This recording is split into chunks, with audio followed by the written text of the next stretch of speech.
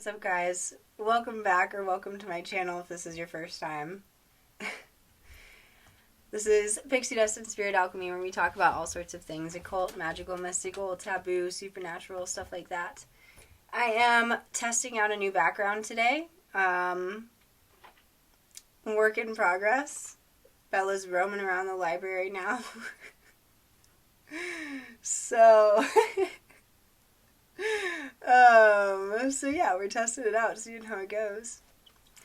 So I hope everyone is having a good May, a good beginning of summer. I know it's not officially like the summer solstice, but we're on our way. You know, it's Memorial Day weekend when I'm recording this, so it's summer. So guys, today I am doing a new video, which feels like it's been a while since my last Gallery of Magick book review, but I am doing a video today on a first review of Financial Transformation Magick by Damon Brand. And there's a few videos out there already circling the internet of people's reviews just of the book thus far. The book came out like a couple months ago, so it's impossible for somebody to have fully completed it. So this is not yet the review video of my whole experience working with the book all the way through, because it takes about a year in total. But it's my review. It's my review so far of what I've read of the book, my experience so far, and how it compares to its predecessor, Wealth Magick. How I find that it compares so far. For those that have been on this channel for a while, you may or may not have seen my other videos on Wealth Magick. I have previously worked with this book and am a big fan. It has definitely brought success and brought results into my life in different ways. I have like several videos on that, so I'm not going to get into all the things now. But this book, this new book, Financial Transformation Magick, that came out a couple months ago, is supposed to supersede Wealth Magick. So there's several things about this book that make it more user-friendly. For example, I get a lot of comments on my channel and just, talking to people that have worked with Wealth Magick or want to work with Wealth Magick but feel a little bit intimidated about working with demons. Because Wealth Magick does involve the use of demons. And that's not that's not something to be afraid of. I understand why it is a little bit intimidating and why it may provoke some fear in people. But it is nothing to be afraid of. But this book, Financial Transformation Magick, does not have any demons. It only works with angels from the Sefer HaHeshek and Sefer HaRazim. And that's really the only background of the origins of the angels that Damon Brand gives. So at some point in time, I personally always like to dive a little bit deeper and see if I can find more information on the angels that we're working with. But it's not necessary to work with the magic. You just need to do the magic, really. You don't need to know where the angels come from, unless you want to.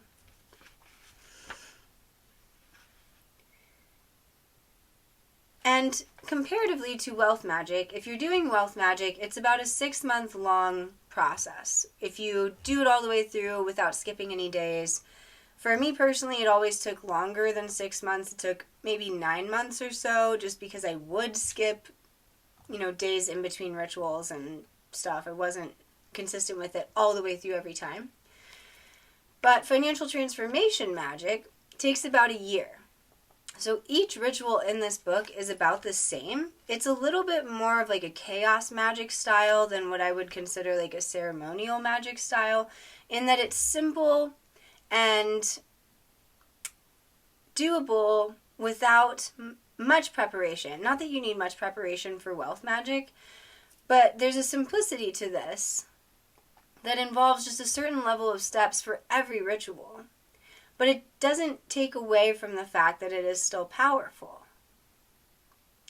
So I believe each ritual is set for a certain different number of days. You do those days, and then it's recommended to take at least a 2-day break and then before continuing with the next ritual. Another thing about this book, which could be said about really any of the Gallery of Magick books too, but Damon Brand states, and also, it's kind of understood and seen when reading the book, that all the words in this book, from cover to cover, whether or not it's a ritual, whether it's just flipping through the beginning and the introduction and the little bit of background of magic, all the words are carefully crafted to provide this narrative for the magic and this foundation for the magic to boost it, to enhance it. In addition to wealth magic, there's also a daily practice in this book, which is similar to wealth magic, although this one, the slight differences are that you don't have to take 2 to 3 weeks in the beginning to only do the daily practice. And it allows for more of a sensation of presence. It wants you to tune in a little bit more to your senses and to be more present. And you don't have to necessarily take notes on what you're experiencing during each ritual. You can, if you want. It's always, it's never a bad idea to take notes on what you're experiencing when doing magic. But you don't have to. And the daily practice is arguably the most important thing in this book, more so than the rituals, because it's providing a solid foundation to create the mindset of wealth. And with the repetition of the daily practice throughout the entirety of the book, and even maybe after the book is done, it's something that we can continue to do. And while doing that, it's almost creating this muscle memory. It's constructing this belief in us that is more conducive to receiving wealth, that allows for us to receive more wealth, because it's breaking away, it's chipping away at limiting beliefs that we may or may not realize consciously that we have, that hold us back from receiving the wealth that we want and the money that we want. Because if every single day for a year I'm reprogramming my mind, my brain, to believe, how did I become so wealthy, to enter this state of abundance, that is slowly shifting, alchemizing really, any sort of limiting beliefs that we've had in the past that keep us away from the abundance, and more so in a lack mindset, and reprogramming our brains and our minds and our consciousness and our subconscious to allow for abundance, to believe that we are deserving of the wealth and money and abundance that we want. There are sigils in here on each, well, not each page, but throughout the book, there are sigils in here looking like this. Each one standing for something different, a different focus that you spend a certain amount of days on. And there's a chapter or so, or a few pages, it's not, it's a chapter, but it's not very long, explaining more about the ritual and what to focus on during that time. And Damon Brand always states, too, that how much effort you put into the magic is what we're going to get out of it. So even though the rituals are simple, even though we are just like sitting and sort of meditating on this idea and then chanting these names over this sigil for a couple minutes, it doesn't take away from its power, from its effectiveness. I will say, too, that just because this was published to supersede wealth magic does not mean that wealth magic no longer works. This book still brought incredible results to a lot of people. This is just the new book that is perhaps more user-friendly in that it's not as involved or complex of a rituals, so that people maybe aren't intimidated by doing all these steps in a ritual. It's more simple in that way. As I said, also, there are no demons to work with, so if anybody has a hesitancy or a fear of working with demons, you don't have to in this book. And it is really promised that it will bring financial change and transformation into your life as long as you believe that it's going to work and continue to work with it. So you don't need any previous experience. You don't need to have done magic before already. You know, if you're new to magic, this is probably a good book to start with. Not that wealth magic isn't, you know, do what you feel comfortable with. But it will be interesting to see the results that take place in people's lives from having worked with this book for a year. I will say that as I have done just the first few rituals in it so far, sigils are portals, right? And I find myself, not every time, but sometimes, when I'm chanting these angelic names and focused on the sigil moves for me. I can almost see the vibration of sound reverberating through the sigil in waves. And sometimes it begins to distort a little bit, like when I'm staring at the white space through the sigil. I find that it doesn't stay still. There's almost a life to it, like you're breathing this life of the energy of the ritual into the sigil. And whether or not you yourself experience that is okay. You don't have to experience that. This is just something that I have experienced some of the times that I've done the ritual. Like I said, it doesn't happen every time. But it's happened enough times to where I'm like, whoa. And that happens in other magic books too. Sometimes the sigil will look like it's glowing or look like it's moving a bit. And to me, you know, the sigils are basically like gates, right? They're portals, and we are accessing these angels by chanting these sounds into the portals, right? Into this energetic circle that is aligned with the vibration of what that ritual is about. And so, as always, the magic in this book is relative to your situation. So I do believe wholeheartedly that it will change people's financial situation for the better that work with it. But it's not a book of like get rich fast, right? Otherwise it wouldn't take a year. There's not really many books about get rich fast in magic because this is also building long-term wealth. It's a longer ritual because it's meant to be sustainable. It's meant to last. It's meant to last us longer than just a day or a month or to get this month's bills paid. And so that brings me to like the lust for results that Damon Brand talks about a lot too, where when doing magic like this, you know, of course we want to change our situation. Of course we want more money. Of course we want this. Of course we want that. But it's important to let go of that feeling of lust for results, that strong desire. It's okay to believe, you know, it's okay to have wants. It's okay to believe that it's going to work and trust that our situation is changing as we work with this book. But to have this almost greedy desire, this greedy, lustful desire, where we're constantly like obsessing over the magic working, sets us up for failure because it sets us up for expectations in our mind of the magical results to perhaps look a certain way, which ultimately blocks us from allowing the magic to work in the ways that it will. Because the results may manifest in an unexpected way. They may not manifest in the way that we expect. You know, being open to the results and continuing to work with the magic, but continuing also to take notes and make changes in our lives allows for a bigger playing field for the results to manifest. Quote Damon Brand on the end here. He says, these rituals work even if you don't believe in magic, and best of all, you don't need to visualize. I guess visualization is a struggle for a lot of people, which is okay if it is. Some people have better ability to visualize than others. But again, as long as you do your best in rituals that do involve visualization, it's not going to take away from the magic if you can't clearly visualize as well as somebody else. You know, as long as you're doing your best and putting that effort forward. And then again, he says, that makes this more accessible and practical than anything published before.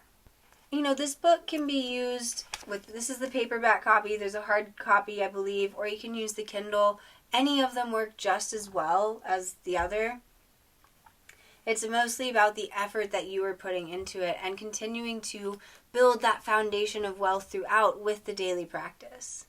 Bella is messing up my little tapestry that I hate. Excuse me. We'll see how this goes. So it will be curious to see how this manifests for people in time, and myself included. You know, of course I will let you guys know I am done with the book and let you know my results with it as well. I always take lots of notes each day during the ritual to just remind myself to, you know, if financial changes occur throughout, to take note of that. Also writing down just what I experienced throughout the ritual, whether that's something profound or whether it's not. Just whatever thoughts or ideas or intuitions come to me, I write it down. And I recommend doing that anytime you're doing magic, not just with this book. Because it's also nice to be able to go back and see the progression of when we started from when we ended. And again, not to say that wealth magic doesn't work anymore. You know, this is just, this is just what's coming now. This is the next thing, right? And so we will see what sort of beautiful, magical, abundant changes take place in everyone's life that works with this book. And the last thing I'll say is I've heard and seen some comments about people being upset about this like AI cover. I have no idea personally if it's AI or not. I personally don't really care. It doesn't take away from the magic. If it is AI, I'm not stating that it is. It might not be. But I've just seen some people's comments about that. And I'm like, it's not about what's on the cover. I mean, maybe a little bit. But it's really mostly about what's inside the book that works. Because that's what we're working with. So don't worry too much about that, you know. And if you are worried about that, then work with Wealth Magic if you're trying to pick a book to decide. They both work in amazing ways. Well, I trust that this one works in amazing ways. We'll find out, and I will show you the results when the time comes. This one, I know, works in amazing ways for a lot of people. This one does too. Believe that it does, because it does, and it will. So I'm curious to hear anybody else's experience. If you are working with this book currently, and in like a year or less, we'll all be done with it and can share our results with each other. It's exciting to begin a new magic book always, especially when it is such a long journey. You know, but if we want to create sustainable wealth, if we want to truly change our financial situation, you know, that takes a commitment. It takes effort. And so doing these 3 to 5 minute rituals for a year daily with a couple days in between should seem simple, should be easy. And it's not super draining from what I found. You know, sure, sometimes at the end of the day we're like, oh, I'm tired, I don't want to do this. But that's also not necessarily the right attitude to have before approaching the magic. You know, we should be excited that we get to spend these 3 to 5 minutes to allow these manifestations to make this magic work, to put our energy into it, that's going to allow for this great change to transform our lives. 2025 has been a crazy year so far. So I'm sure this book will benefit a lot of people. And also, like, the camera flips the cover. I get some people asking, like, oh, the cover is flipped, it's not the right book. And I'm like, no, it's the right book. Why would I buy a book with the cover flipped? I wouldn't. It's the camera. The camera flips it. So don't question me or yourself about it being flipped. It's right. It's the right book, I promise you. So yeah. So that's about all I have to say of this book so far. I do like it. I am interested to see how it goes. Sometimes the rituals can get a little bit boring just because there's not a whole lot of change within them. But that's okay. As long as we give it our all, it's going to work. It is working. So thank you guys for taking the time to watch this video. I hope you found it helpful. If you have not begun working with this book yet, I hope you were maybe inspired to do so if you've been thinking about it, or maybe you learned something new, or maybe you want to go back and work with Wealth Magic. Maybe you're down for the demons.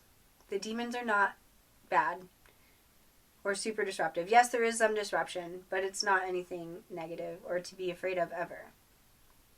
And there will be changes that take place with this book. You know, he doesn't like to use the word disruption because people get nervous with that word.